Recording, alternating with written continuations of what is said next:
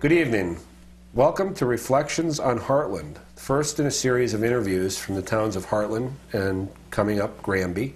This is a continuation of a series that began in East Granby, entitled Reflections on East Granby, aptly enough.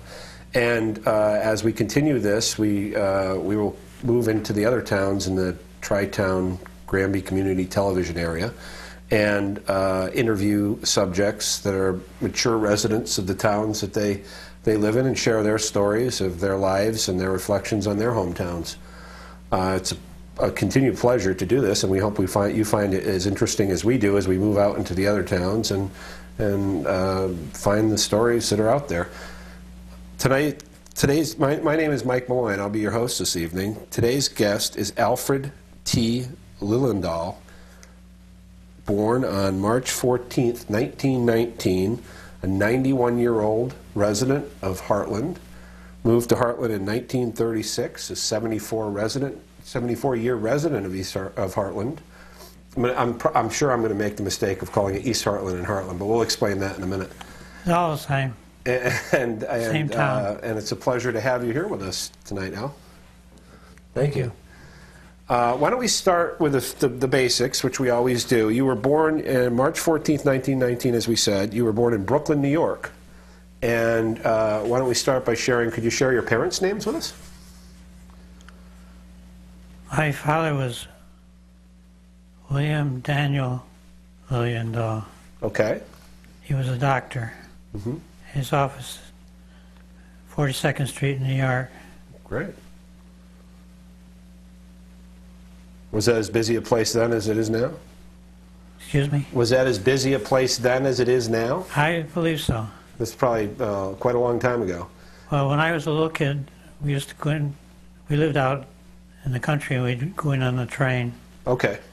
To visit him. I used to play in Bryant Park, which is right across the street from his office. Oh, wow. Now, did you, so you said you used to go in on the train. So you were born in Brooklyn, but you... I only lived there for 3 months. Okay, and then... So I'm hardly a Brooklynite. So where did you move from there? Mountain Lakes. Mountain Lakes, which was... New Jersey. Okay, so you moved south of the city, basically, or west of the city. Now, did you, do you have, how old were you the years that you lived in New Jersey? I lived in Jersey from when I was a few months old until I was about 7. Do you have many what are your earliest memories of childhood growing up? Do you have much in the way of memories of New Jersey growing up in that area? Well, I remember one thing. When my grandmother came to live with us for a while, she was 94 at that time, and we're talking about probably in 1922. Okay. So that projects her back quite a way. Right, right. This could be back in the 1850s or so. So, incidentally, the reason that we're here, mm-hmm. My great-grandfather was sent from Germany by packet boat, I guess. Okay. And it was extremely stormy all the way. Coming to the United States. Coming over. Okay. He was seasick all the way. He arrived in New York, he went ashore, he would never get in any boat again. He wouldn't even get in a rowboat if he could help it. Really? So he was terrified of boats? Not terrified, but seasickness is a physical thing. Okay. Oh, so he just didn't want to experience that again. How old was he when he came over, do you know? 18. Oh, so he was old enough to have a keen memory of the seasickness. Well, apparently he was sent over to do some business for his father, who was some kind of merchant over in Germany. Okay. Apparently our family's scattered all over Scandinavia, northern Germany, and Iceland. Really? Wow. It's a far-flung lineage. Several years ago, on the way back from England, we stopped off in Iceland. Mm-hmm.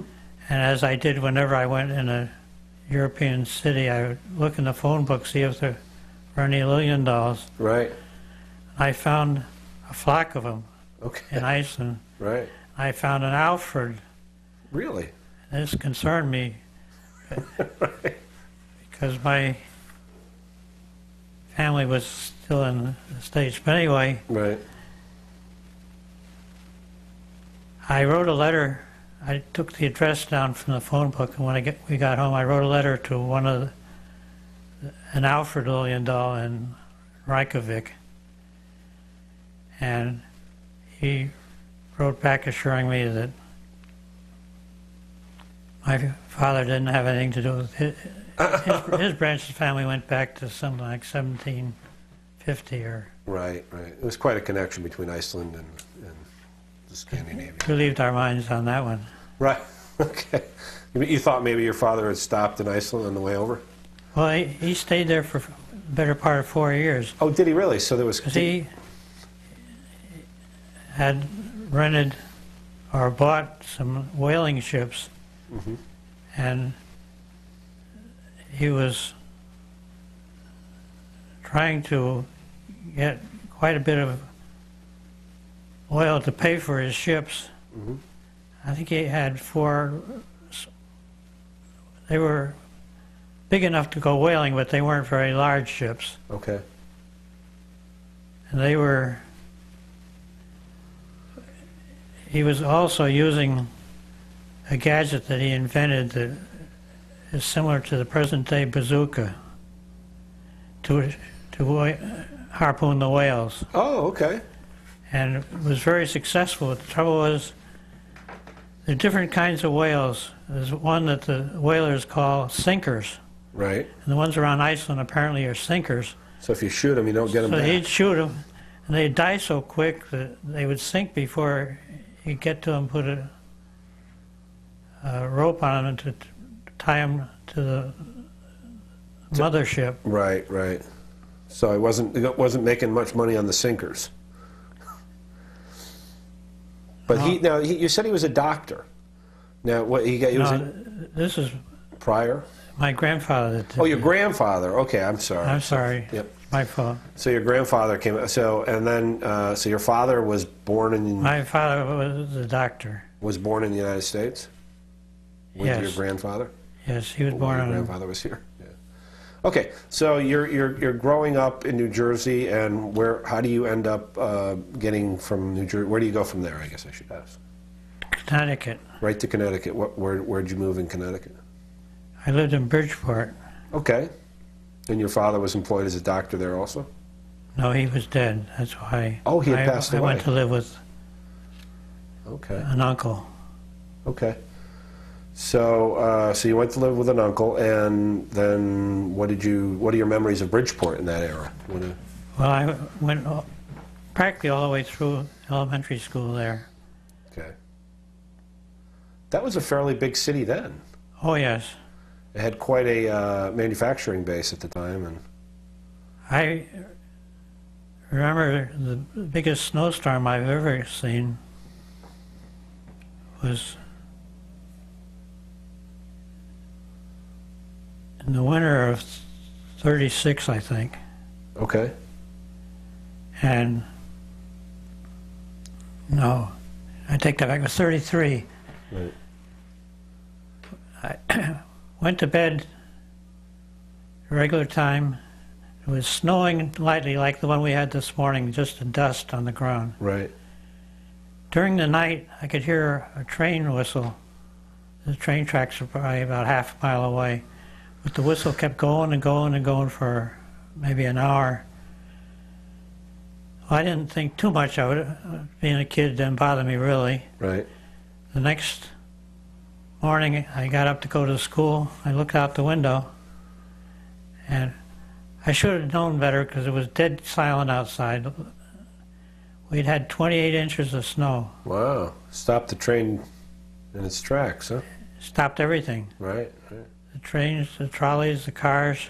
Okay. Yeah, that'll be enough to put anything in its place. So you bet, yeah, when especially along the coast there, when they get a good storm, it piles up pretty quick.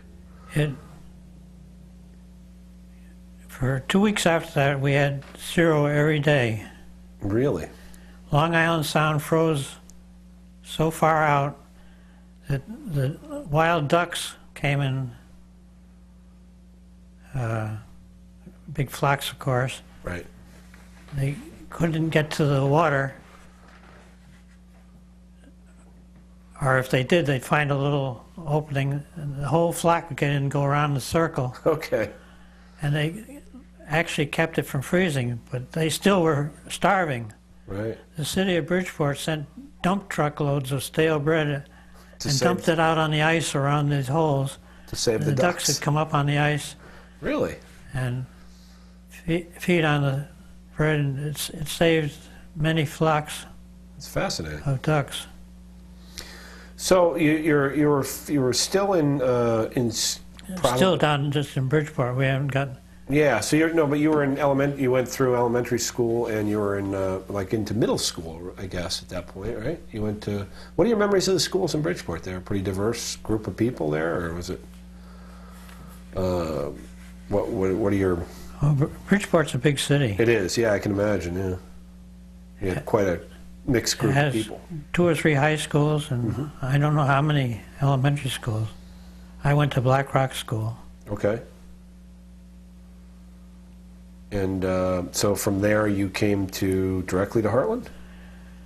No, about that time, they were starting the CCC, Conservation Civilian Corps? Conservation Yes, Corps. right. And my uncle was a World War I Army officer. Okay. He was a captain. And the CCC was run by 2 or 3 Army officers. Okay. And then the state also had part of the responsibility. They had like foremen that ran the camps during the day, and we did jobs in the forest, like water holes, and So your uncle was... he was a commanding officer of camps, but he was such a good, I can't think of the word I want. good boss? Some of the camps had difficulty. The kids would start running wild. Okay, so But he was a disciplinarian, he drew off his military background and kept things in order. so he was in 3 or 4 different camps in Connecticut alone. Okay. But when we came up to, or when he moved up to Hartland, to the CCC camp. Okay, so that's how you got he moved up to Hartland to be a commandant or whatever they called him, or commander of the CCC camp, and you came with him. Yeah. Okay, so where was it? Was it part of, were they building the reservoir up there? Is that what they brought the guys in for? Or? No, the camp was in East Hartland. It was in East Hartland. Okay. Are you familiar up there at all? Oh yeah, yep. You know, in the center where one road that turns straight north and goes for about a mile without a turn? Yep. Well, at the end of that was where the CCC camp was. What's the name of that road? Do you know the name of that road? It's part of Route 20. Oh, it is. Okay. All right. So that's the road that eventually hooks up and goes around the reservoir. Right. Okay. So there was a camp up there, and that's where he was stationed, basically. Yeah. Okay. So where did you live? Did you live in the camp? Well, Or near? we rented a house. There used to be a Girl Scout camp Okay. just before you start getting into the center of East Hartland. Right. And that Girl Scout camp was built about 1925. And an odd coincidence, my cousin, my uncle's daughter, was a scout down in Bridgeport. Okay. Had an opportunity to come when they were first built the Camp Alice Merritt. They invited all the troops in the state to send one delegate during the summer to be for a 1-week stay at the camp. Okay. And my cousin was a Girl Scout, and she was the delegate for her troop. And when we first moved to Hartland, we lived in a house right across the street from the camp. She came up to visit us. Okay. And was amazed that it was right the camp that she'd gone to years before. So she had been there far previously, and It was 1925 that they. Oh, okay. That they opened the camp. Yeah. Yeah. So now, what were your first impressions of Hartland? You came in as a teenager, basically, and where I guess you said you. Oh, it was great. You were still in school. We had a wonderful group of half a dozen or so young people that used to get together all the time. I mean, go swimming and skating and whatever the season allowed. Okay, so you're living in Hartland and you're going to school where? Where were you going to high Gilbert. school? Gilbert In School. Winston. In Winston, which is a private school, correct? Well, it was a city high school, but Okay. it was privately endowed, and he built the original school, and he turned it, only partially turned it over to Winston. Yeah, it's got one of those strange public-private deals going on where it gets money from the town, but it's... They had such a good reputation that graduates from Gilbert, if they had good marks, Right. were accepted to Yale without any, Wow. no effort at all. Mm-hmm. So it was a fairly prestigious little school for a small area, I guess. Huh? So they educate they taught that was the high school for Winston, Hartland, and wasn't there another town in there? Was it one other town that went to school at Gilbert, or was it a variety of towns that would send kids in? All the towns in the vicinity of Okay. Norfolk. Norfolk. Okay, yeah, I'm thinking more recent. I think it's just 2 or 3 towns that draw students to Gilbert. But okay, so what were your first impressions of Gilbert when you were there? What was it like back then? Well, I had taken first year French Okay. at another school, Right. and I had passed it. So when I arrived at Gilbert, I decided to go to second year French. Okay. Well, after a few weeks, the teacher told me that I wasn't ready for second year French. So it was a little tougher. So they put me back in first year French again. Okay. And I just barely squeaked through it the second time. Wow. Okay. But I did finally finish second year, but it took me 3 years total. So it had a pretty high standard. It was a very... I never went to any school, but came anywhere near like it. Okay, which explains why Yale would look so favorably upon a Gilbert graduate. Right. Okay, so you're going to school there, and any other memories from your high school years in Hartland or that era? Anything that jumps out at you? Well, you mean at that time or Yeah, later? at that time from your high school years, and I guess focusing on your time in Hartland more so. Do you have any memories from that era that you'd like to share with us? Friends or events that happened? Or this was in the middle of the Great Depression. Yes. Yeah. Right, and the only thing that saved this country was World War II. Right. That was the economic engine that got everything going again, right? That's right. Yeah. Now, did you have not knowing different? I think young people tend not to compare. But what are your memories now, looking back of the lifestyle then and the difficulties that people experienced in that era? Well, actually, I don't remember any difficulties as such. Right.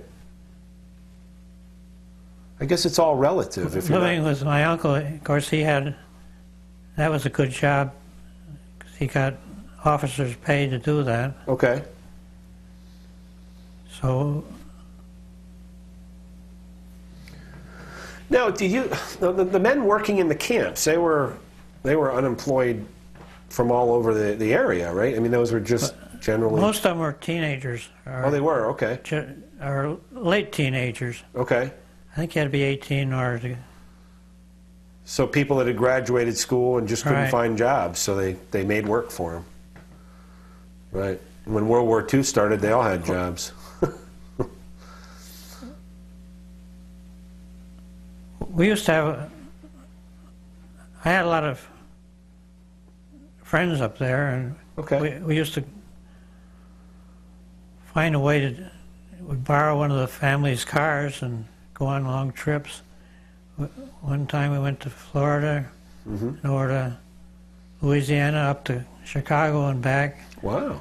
Another time we went up to Canada and Montreal. This is in the late 30s. Yeah. Yeah. Prior to the war breaking out. This wasn't the ordinary thing, I mean, especially for kids to be doing it. But no, that's quite a trip. Now, it probably took quite a while to get to Florida in those days. I mean, you had to go... Route 5 was... It didn't take us too long. We didn't have much time to do it in. Okay, so you got there quickly. Yeah. We went down through the mountains. Yep.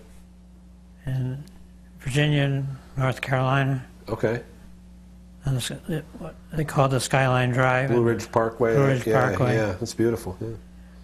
They had just built that when we went down. Probably hasn't changed. In fact, they were still working on it when... Yeah, that was built by the CCC, right? Parts of it were, yeah. Right, right. A lot of the national parks were improved dramatically with the employees of the Conservation Corps. You see a lot of those plaques in the national parks around, that the roads or whatever were cleared by the Conservation Corps. So, okay, so you graduate high school from Gilbert, and where do you go? What do you do from there?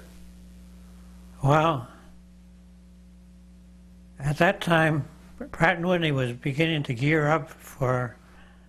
We weren't at war yet. Right. But I guess they were concerned that we were going to be involved somehow. Well, anyway, they had a real good apprenticeship course there, and the fellow that ran it for Pratt came up to the CCC camp.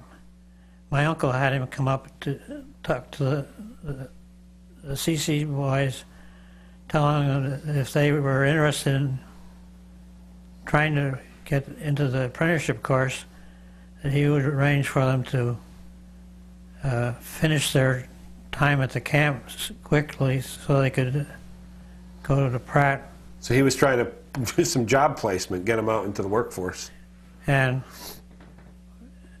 when he came up to interview the kids, he had dinner at the house with us, and it sounded kind of good to me, so I asked him if it was something I could get into. He said, sure, if your marks are sufficiently good. If you earn it.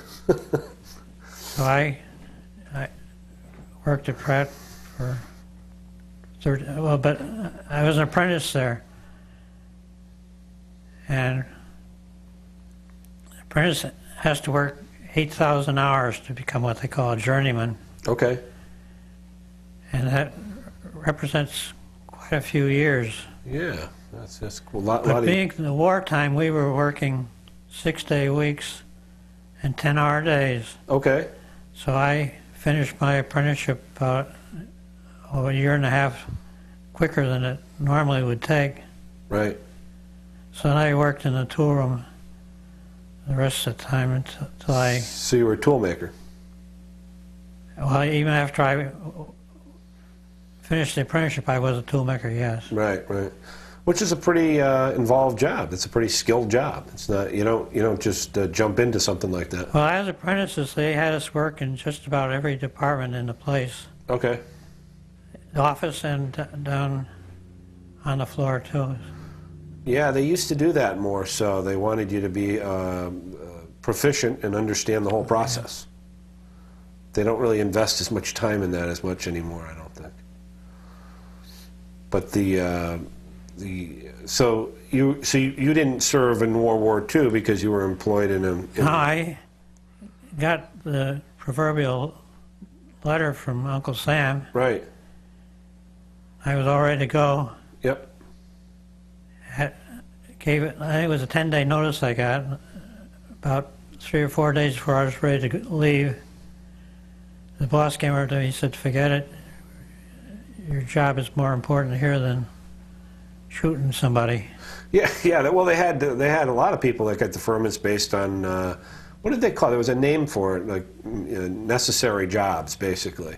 That they had, but they had a term for it. Yeah. It'll come to me, I guess. My forgetter's better all the time. Yeah. so you had so you spent the time making aircraft engines during World War II. You spent your started your... The last couple of years I worked there before I left, I was making what they call master pipes. Okay. A jet engine especially has a lot of tubing that take fuel and other things from one part of the engine to another. Okay. And the pipes can be up to 6 or 8 feet long. Some have 10 or more bends in it. Right. And there's a theoretical point where the two straights end at a bend, which is out in the air, but we had ways of checking where that theoretical point would arrive. Well, we had to make these master pipes within 10,000ths of an inch. Oh, wow, that is pretty tight. Then, after we made the pipe, it would go to the inspection, and they would have to check it to be sure we'd done everything to the tolerance. Right. Then they would send it to another department where they would make a gauge that they could just put the pipes in, and if the pipes went into this gauge, right, then it passed. It would pass. Like a go no-go gauge. I used to work in a machine shop for a little while, so I have some aircraft machines, so I have some understanding of what you're talking about. And the tolerances just keep getting tighter. Now they check everything with lasers. They don't. But the anyway, so you're in Hartland. You're working. How did you commute from Hartland to Pratt every day? Well, if you had a defense job, you could get tickets for extra gas. So you drove? To be enough gas to commute. Because that was a decent commute then. I mean, there was no highway. Well, I was fortunate there were 3 or 4 of us that... Carpool? Yeah. A couple of us were in the same departments. How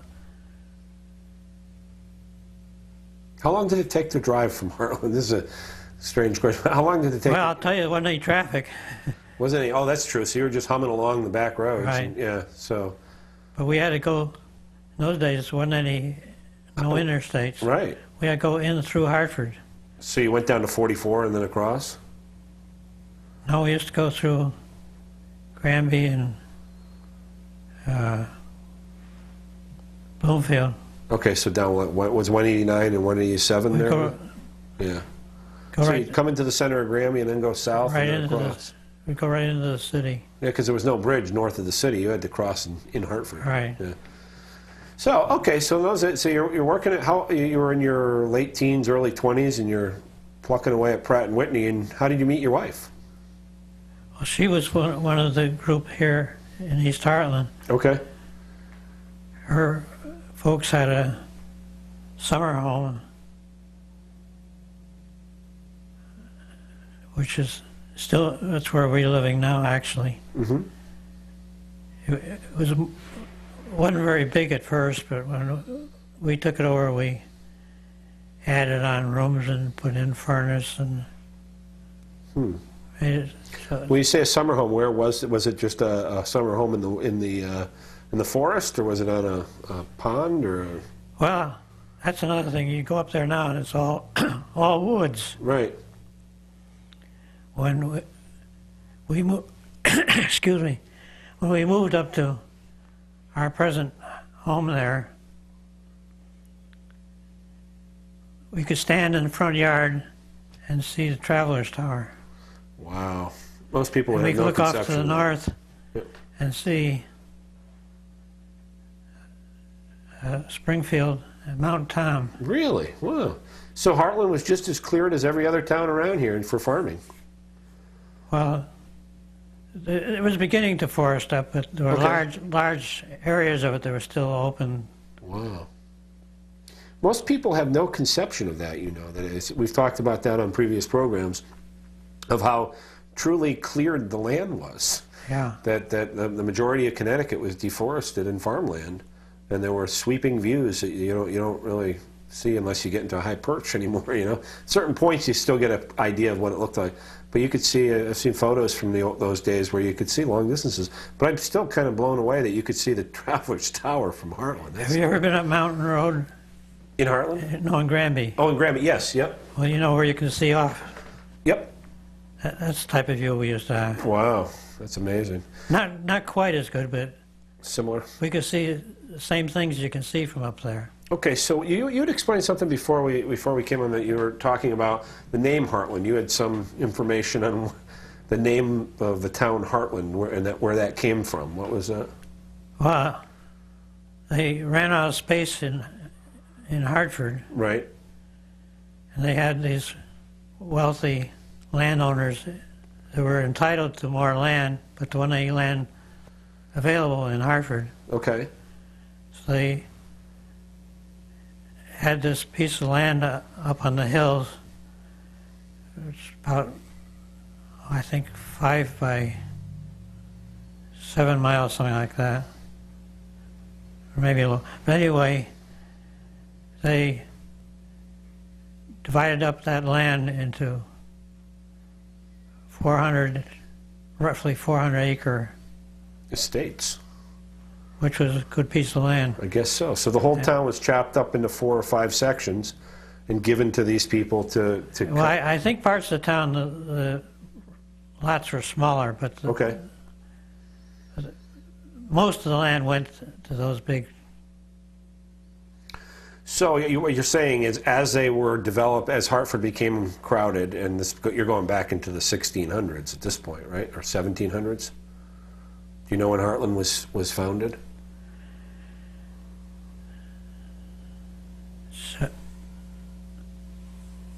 1762, I think. Okay, so We had a bicentennial back around 72. okay, so a couple 200 coming up on 250 years. But so in the so the 1700s they gave land grants basically to some people in this undeveloped land primarily. Apparently that's the way a lot of the towns, I think Hartford itself was a grant from the king. Right, yeah, that would go back another 100 years, yeah. So it was a fairly short period of time in the history of the world, but it happened pretty quickly. So you have, so when you met your wife and you got married, and how old were you when you got married? Did you guys have how long did you date? Born 1919, we were married a week before Pearl Harbor. So 1940, December 1st, give or take, because Pearl Harbor Day was last week, so Right. so it's December 7th. So okay, so you were employed at this point. You were working, and did you? Yes, I had been working for 2 or 3 years already. Okay, so you're working at Pratt. You get married, and you decided to stay in Hartland. Now, let's just talk about that for 1 second. It's East Hartland and Hartland. That's a common confusion. Hartland is the town. East Hartland is the village, you might say. Okay. So it's an incorporated town as Hartland. Yes, So if anything legal is the town of Hartland. correct. So East Hartland is just the remainder of the town that wasn't submerged for the most part. Because the old town hall used to... That was the best tobacco land in the whole state. Was it? The area they submerged? And when they finished the dam, just as they were starting to flood it, they had bulldozers push all the topsoil from this extremely rich bottomland there. Made huge piles of it, probably 50 feet in diameter and 20 or 30 feet high. And this is all grade A topsoil. It was all trucked out of there. I don't know where it went, but it all went somewhere. It was too valuable to put underwater. I should tell our guests what we're talking about is the Barkhamsted Reservoir, which was basically consumed the western part of Hartland, the town of Hartland. It's the main supplier of water for Hartford. It's the reservoir itself was created in what year was that actually flooded? The actual. It was in the early 30s, right? No. Mid 30s? Early 40s. Oh, it was that late? Yeah. When they actually finished it? Oh, okay. So you had, but that took parts of the town of Hartland. Was it Barkhamsted? Was part of Barkhamsted went underwater? Yes. Yeah, and it might have been. Wasn't there one more town? Was it? What's the other town that lost a little bit of their real estate to that?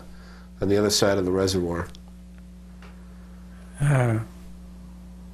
Riverton. Riverton, yeah. Okay, so that's what we're talking about when we talk about the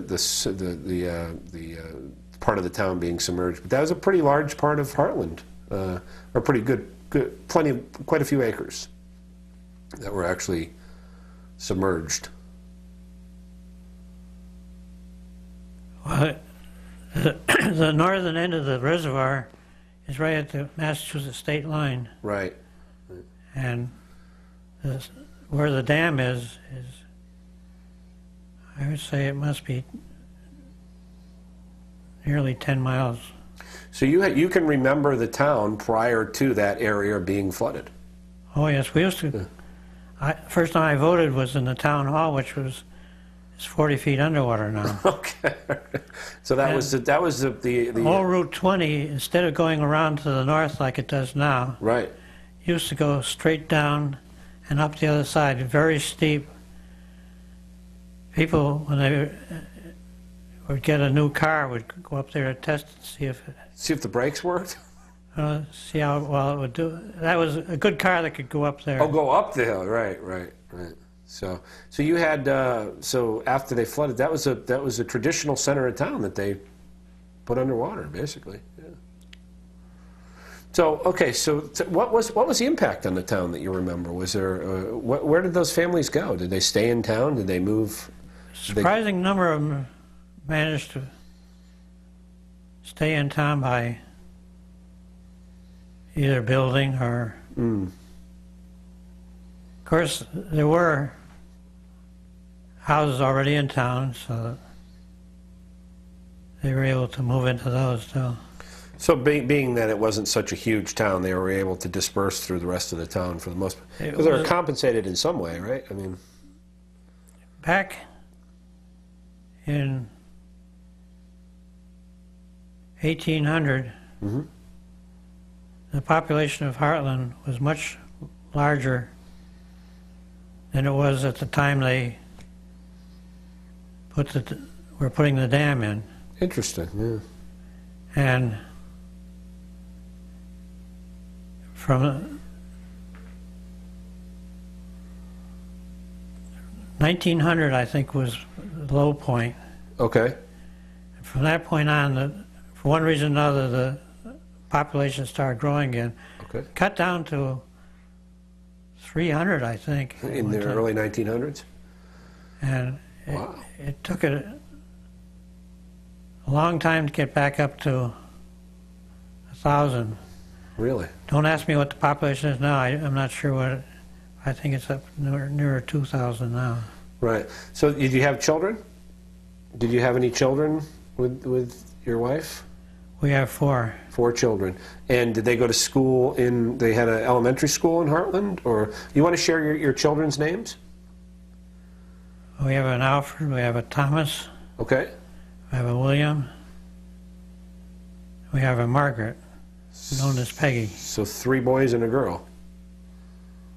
Right. Okay, and so you raised them obviously in Hartland, and did they have they had an elementary school in Hartland? At the time we had our first, the elementary school was a one-room school. Okay. And then go ahead. the population of Hartland was rising very fast at that time. Mm-hmm. So within a matter of a couple of years, we had to put an addition on it. We had a three-room school. Okay. That didn't work at all. We decided we were really going to start from scratch. We built a four-room school. Well, this is during the baby boom after the war, too. So there's a lot of, yeah, right. Now we have 22 rooms. Wow. That's amazing. All the same school. But what grade did it go up to back then? It was all 8th grade. Up to 8th grade in the 4 rooms, and now it's 22. And now does it still go to 8th grade in Hartland, or do they go to? Yes. So they probably have it broken down a little more into an elementary. High school is sent to Granby. Okay. None of the kids go to. There are no students in Gilbert. I think there are half a dozen, but I think they're from the West Hartland rather than from East Hartland. Right. Now, Hartland still has a little slice of land on the other side of the reservoir, does it not? Sure. So it's quite almost. It must offer some challenges municipally to try to. Because that's it's a big problem. Yeah. Actually, I've always felt the state owed us. Yeah. Right. It's almost like they'd be better off being part of what's on the what else? There's another town over there on the other side of the reservoir. You have Hartland, you have Riverton. Probably is Riverton a town or is it part of? Riverton is a village. Is a village and it's part of which town? Winstead? No. No. Yeah. You caught me on a blind spot. Yeah, that's okay. That's fine. So anyway, yeah, I can just, like I said, I can imagine that it offers some challenges as a town to keep that connection and to provide the services on both sides. Now, thinking back to you say your children went to school, and were you satisfied with your experience in those days in town? Obviously, you stayed there, so Oh yes. you liked the town. Looking back to that era, is there anything that you can just contrasting now? Well, why don't we jump forward? You stayed at Pratt & Whitney. You had 4 children, and you worked your whole career at Pratt? No, I only stayed there 13 years. Okay. I went to command and made helicopters for 5 years. Okay. And I went back to Pratt, but at the atomic division down in Middletown. Okay. We were making an atomic engine. Wow. Oh, for jets. Well, no, it was for special. Okay. It was very secret at the time. And when that program, I don't know if they ever completed it or not, but I think it died completely. I transferred it to Hamilton, which is another division of United Technology. Right. That cut your commute dramatically from... So I worked there till '81 when I retired. Okay, so, and these are the staying within UTC, so you probably wasn't much of a culture, in the corporate culture, they were probably similar companies. Well, they were the same corporation, actually. Right, so... Except Command was separate. Command, yeah. Command's still building helicopters today. It's amazing, as an independent entity. Yeah, it's pretty amazing. Heard they think they might get a contract for 150. I was down there a few days ago, just to digress a moment, and they were testing their new helicopter out in the back field there, and I thought they've been doing that for quite a while down there. It's a funny-looking helicopter. It was kind of square, but it's their new lightweight, high-speed helicopter. That's a real special purpose. Yeah. I don't know what it is, but I've read a little bit about it. So, just to getting back to Hartland, what were the biggest changes that you've noticed in the 70 years or so that you've been in town? What are those? Well, we don't have any store anymore. That burned. Okay. That was the only real business in town. Right. But in terms of the community and the culture of the town, it's probably not. It's just such a small town. I'm just curious. It's absolutely amazing how many activities are going on. So it's an active small town. Every day this past week we've eaten out or been at a meeting Right. with a group of Hartland people. So would you say a town that's that small that doesn't have a real vibrant business district kind of forces a culture to kind of spring up amongst its residents, among the civic kind of? Possibly. Yeah, it seems that way because a lot of bigger towns, people would go to commercial places to satisfy the same need to Right. eat out and stuff. But you have to almost build your own civic culture there. So. But what in terms of changes, though, is there anything that's changed that that strikes you other than the store? There's still no stoplight in Hartland. Got some stop signs. Stop signs, those are huge. Well, you know, as recently as 1936, Yeah. the road between West Granby and East Hartland, as far as the town line, which is down the bottom of the hill, Right. was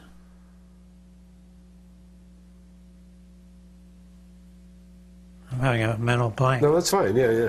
The road between West Hartland and yeah. Was just a dirt road. Really? And in the spring, it would get it. It was literally just a two-track, one for each side of the car. Right. So And it gets so muddy that it took a good car to get through it. it's pretty primitive up until fairly recently, is what you're saying. Well, no, in '36 they Yeah. finally.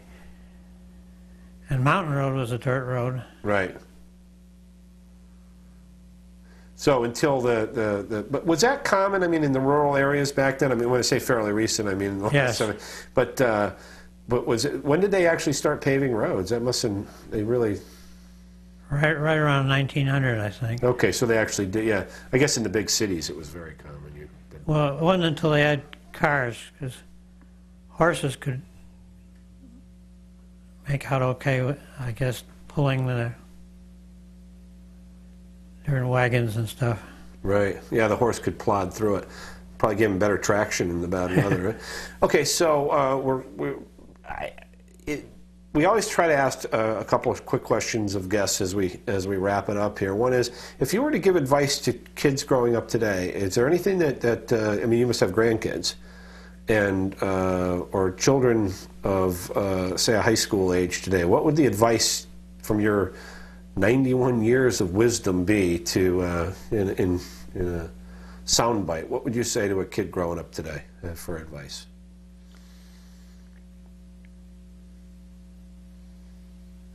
I would say for them to get the best education they can, and at least partially of a technical nature, because I think the more possibilities of jobs and advancement if you have a good scientific background. That's very true. Or mechanical. Yeah. So I guess to acquire some technical training and as much education as you can surrounding that to make yourself a viable employee. I think the